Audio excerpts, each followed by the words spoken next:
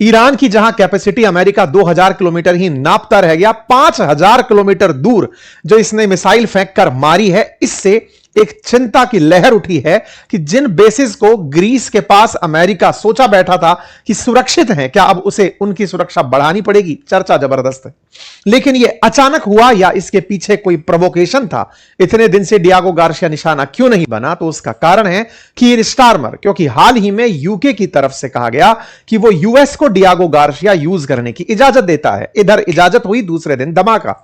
इसी के चर्चा आज के सेशन में, क्योंकि सीएनएन के अनुसार अमेरिकी अधिकारियों ने इसकी पुष्टि की है कि ईरान ने 2 मिसाइलें दागी, हालांकि उनमें से कोई भी निशाने पर नहीं लगी, लेकिन फिर भी अगर 3800 किलोमीटर दूर जो बिल्कुल बेस टू बेस बात मान ली जाए तो यह बहुत बड़ी बात बनकर आती है। कहां की चर्चा हो रही है, एक बार मैप पर समझते हैं, इसके कारण समझते हैं, क्या और स्थितियां बन सकती हैं वो समझेंगे। यदि हम भारत को देखें तो भारत के दक्षिण में मॉरिशस का एक आइलैंड है जिसका नाम है डियागो गार्सिया, जो कि ब्रिटेन ने उधार मांगा हुआ है और उसने यूएस को दिया हुआ है। तो ईरान ने यहां से यहां पर आइलैंड पर निशाना लगाया है। अगर मैप में तेहरान से दिशा ढूंढी जाए तो यह 5000 किलोमीटर से ऊपर बैठती है, लेकिन अगर सारे प्रोविजंस हटा दिया जाए, कहा जाए कि यहां से उठा करके मारी हो तो भी 3800 किलोमीटर, लगभग 4000 kilometre neck to neck distance बैठती है।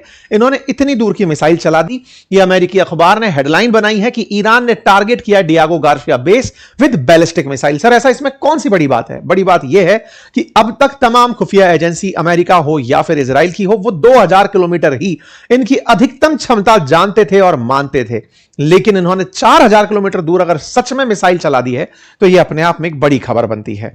सबसे बड़ी खबर यह कि यह केवल अब अमेरिका नहीं, यूके को भी सीधा सीधा निशाने पर लिया गया है। कुछ इस तरह का है डियागो गार्सिया, और इसकी खासियत यह है कि अमेरिका ने जिन B-2 बॉम्बर्स से नतांज पर हमला किया था, वो B-2 बॉम्बर्स यहीं पर तैनात किए हुए हैं। बड़ी मात्रा में B-2 बॉम्बर्स यहां पर तैनात हैं और यह विशेष रूप से ईरान पर हमला करने के लिए ही लाए गए थे।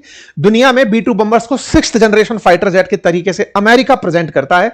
वो इन्हें F-35 से भी ऊपर का मानता है। यह मानता है कि यह पकड़ में तो आते ही नहीं है, और ये जो गोला फेंकते हैं वो दुनिया में सबसे गहराई तक जाकर पेनिट्रेट कर सकता है, मतलब इतने हैवी बम को ले जाने में सक्षम है।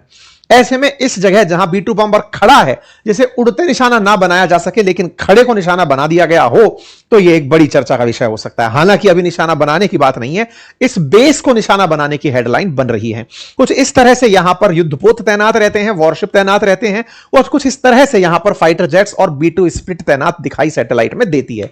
ऐसे में यह भी माना जाता है कि अमेरिका ने जो हाल ही में भारत के नजदीक से निकलती IRIS देना को निशाना बनाया था, वो सबमरीन भी डियागो गार्सिया पर ही तैनात थी। ऐसे में अगर डियागो गार्सिया पर फिर से मिसाइल की चर्चाएं हैं, तो क्या अमेरिका को इस बात के लिए चिंतित होना चाहिए कि उसका एकमात्र बेस जिस पर हमला हुआ है वो डियागो गार्सिया है? क्योंकि वेस्ट एशिया के अंदर जिन देशों में फिलहाल हमले हो रहे हैं वो किसी और देश की ली हुई टेरिटरी है। यहां तो यूके और यूएस संयुक्त रूप से युद्ध अनाउंस कर चुके हैं और वहां हमला अपने आप में बड़ा है।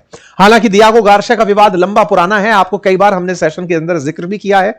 अमेरिका लंबे समय से ब्रिटेन से इसे मांग रहा था कि भैया यहां से हमें हमला करने की इजाजत दो। ब्रिटेन ने मना कर रखा था, लेकिन ट्रंप ने बीते 2-4 दिनों में जो नाटो को धमकी दी, उसके बाद में हमने आपको 2 दिन पहले भी बताया था कि 6 यूरोपियन देश तैयार हुए कि आइए सर हम तैयार हैं युद्ध में आपके साथ चलने के लिए। तो उनमें से ब्रिटेन भी तैयार हुआ था और उसने डियागो गार्सिया को हमला करने की इजाजत दी थी। ब्रिटेन क्यों तैयार नहीं हुआ था उस पर भी हमने कई सेशंस आपको पहले किए हैं, लेकिन हां अब यूके तैयार हो गया है। यह भी अमेरिका के लिए एक बड़ी एडवांटेज है। यूके का तैयार होना 21 मार्च को ही हुआ कि ठीक है सर हमारा बेस आप यूज कर लो, और आज के दिन आप जो खबर सुन रहे हैं वो 21 मार्च पे ही है। आज सुबह खबर बनकर आई कि डियागो गार्सिया तैनात करने के लिए यूज कर सकते हो, हमला करने के लिए यूज कर सकते हो, और उसी के बाद हमले की खबर आ जाती है। देखिए ये जो हेडलाइन बनी है ना 21 मार्च की है, आज के सुबह अखबारों की है, रात से ही कारस्तानी चल रही है। असल में 21 मार्च को आज सुबह मतलब रात्रि, कल की रात 12:30 बजे ईरान के विदेश मंत्री ने ट्वीट करके कहा कि देखो भाई ब्रिटेन के जो लोग हैं वो नहीं चाहते कि वो ईरान पर हमला करें। ब्रिटेन के अंदर जो लोग रह रहे हैं उनकी मंशा नहीं है कि ईरान युद्ध में ब्रिटेन शामिल हो, लेकिन कीर स्टारमर जबरदस्ती अमेरिका के दबाव में आकर के तैयार हो गए। अब उनका तैयार होना गलत है, और ऐसे में अगर प्रधानमंत्री अपने ही लोगों की बात नहीं मान रहे हैं तो यह सुरक्षित नहीं है ब्रिटेन के लिए। हम पहले ही चेतावनी दे रहे हैं, बाद में मत कहना बताया नहीं था। मतलब आप सोचकर देखो कि 12:30 बजे तो इन्होंने ट्वीट डाला है आज, और फिर सुबह सुबह हेडलाइन बन जाती है कि ईरान ने डियागो गार्सिया पर हमला कर दिया है। चर्चा जो बनी वो इसलिए क्योंकि यह जगह ईरान से बहुत दूर है। ईरान के पास जो मिसाइलें हैं वो 2000 किलोमीटर तक की मार की मानी जाती हैं, लेकिन इतना दूर मिसाइल चली जाएगी यह मानना अभी तक संशय का विषय था। कहा जा रहा है कि यह खोरा शहर 4 नाम की इनकी मिसाइल हो सकती है, जो कि 3000 से 4000 किलोमीटर की दूर में मार कर पाई होगी। इसका डर इस बात का बना कि रणनीतिक रूप से अब युद्ध के मायने बदल जाएंगे, क्योंकि अब तक इजराइल ही मार किया जा सकता था, अब यूरोप के अंदर भी मार किया जा सकेगा। मतलब इसकी रेंज जो है ना, वो चर्चा का विषय है कि यह मिसाइल अगर यहां तक पहुंची है तो इसकी मिसाइल से अब ग्रीस से पार भी जाया जा सकेगा, उतनी दूर तक यूरोप में हमले किए जा सकेंगे। अगर ऐसा है तो यूरोप में बहुत सी जगह पर अमेरिका अपने अड्डे बनाकर बैठा है, उन सबको निशाना बनाया जा सकेगा। इसी तरह से दुनिया भर की चर्चाएं लोगों की चल रही हैं कि ईरान ने वो कर दिखाया जो एक्सपेक्टेड नहीं था, उसने वो मिसाइल चला दी जो एक्सपेक्टेड नहीं थी। अब चर्चा यह है कि अमेरिका का कहना है कि हमने इसको अपने इंटरसेप्टर्स के थ्रू रोक लिया। निश्चित ही अमेरिका के पास बड़े उन्नत किस्म के इंटरसेप्टर सिस्टम हैं जो मिसाइलों को आते हुए हवा में ही रोक देते हैं, लेकिन उससे भी बड़ी चुनौती यह है कि अमेरिका भले ही रोक दिया हो, लेकिन कई जगह ऐसी भी तो होंगी जहां पर यह सोच भी नहीं रहा होगा कि यहां हमला हो सकता है। जैसे इजराइल के बाहर मेडिटेरेनियन सी के अंदर कार्टे, जिस जगह पर अभी इनका अब्राहम जो फोर्ड करके इनका गेराल्ड फोर्ड वॉरशिप है वो सुधरने गया है, वो ये तैयारी में भी नहीं होंगे। इनको लगेगा ही नहीं कि ईरान इतना दूर मार करने आ जाएगा, ये वहां ईरान पर मार करने चला गया। इसके अंदर कई और समीकरण भी बनते हैं। समीकरण ये बनते हैं कि ये हो सकता है हमला दिख ईरान से रहा हो सकता है यमन से हुआ हो, और तीसरी बड़ी बात यह भी हो सकता है कि अमेरिका ने खुद किया हो, क्योंकि ये कॉन्स्पिरेसीज हैं। अभी तक यूरोप अमेरिका के साथ आ नहीं रहा है। एक रात पहले ब्रिटेन बोला है कि हम डियागो गार्सिया यूज करने की इजाजत देते हैं, अगले दिन हमला हो जा रहा है। इसका मतलब यह है कि अमेरिका चाहता है कि बस एक बार यूरोप पर हमला हो, तब ये सब मिलकर मेरे साथ युद्ध करने चलेंगे। कुछ भी संभव है। यमन बहुत दिनों से गोला नहीं दागा है, हो सकता है कि यह गोला 2000 किलोमीटर का ही हो, लेकिन यमन से दाग दिया हो, तो यमन से डियागो गार्सिया 2000 किलोमीटर की रेंज में होगा, हो सकता है वहां से दाग दिया हो। तो अभी कुछ कहना मुश्किल है, लेकिन अगर वाकई में ईरान से यह मिसाइल चली है और अमेरिकी लोग सच बोल रहे हैं कि हमने 2 मिसाइलों को न्यूट्रलाइज किया है, मतलब हो सकता है अमेरिकी झूठ भी बोल दें, क्योंकि 2 अधिकारियों के हवाले से यह बात आई है। झूठ की बात मैं इसलिए बोल रहा हूं क्योंकि 2 अधिकारियों के हवाले से खबर आई, दुनिया में खबर बन गई, लेकिन अमेरिका इसे अपने पक्ष में सेंटीमेंट बनाने के लिए भी तो यूज कर सकता है। ब्रिटेन को यह कहकर के देख लो तुम्हारे अड्डे पर हमला किया इसने, तुम भी चलो मेरे साथ युद्ध करने। अभी तो तुम यूज करने की परमिशन दे रहे हो, तुम्हारे फाइटर जेट नहीं उड़ा रहे, तुम्हारे अपने लोग मरने नहीं भेज रहे हो, चलो मरने भेजो। तो कुछ भी संभव है, लेकिन रिसर्च संस्थानों का मानना है कि ऐसा अगर होता है तो यह इनकी खुर शहर करके जो मिसाइल 3000 से लेकर 4000 की रेंज की है वो हो सकती है, और इन्होंने लंबे समय तक इसको छुपा के रखा हो। यह भारत के अंदर भी चर्चा का विषय बना। पूर्व केंद्रीय मंत्री मनीष तिवारी ने भी लिखा इसको ट्विटर पर कि भाई सुनो, यदि ऐसा हो रहा है तो युद्ध की दिशाएं अब बदल रही हैं। इजराइल की तरफ से भी एक एम्बेसडर लिखते हैं कि साहब अगर ऐसा होता है तो यह युद्ध के मायने मिसाइल परीक्षण बदल देगा, क्योंकि मिसाइल ईरान ने जो घोषित कर रखी है रेंज उससे ऊपर है, और यह दर्शाता है कि इसकी रणनीति में बड़ा परिवर्तन हो रहा है, और यह सब चिंताएं, बहुत बड़ी चिंताएं कंसीडर की जा सकती हैं।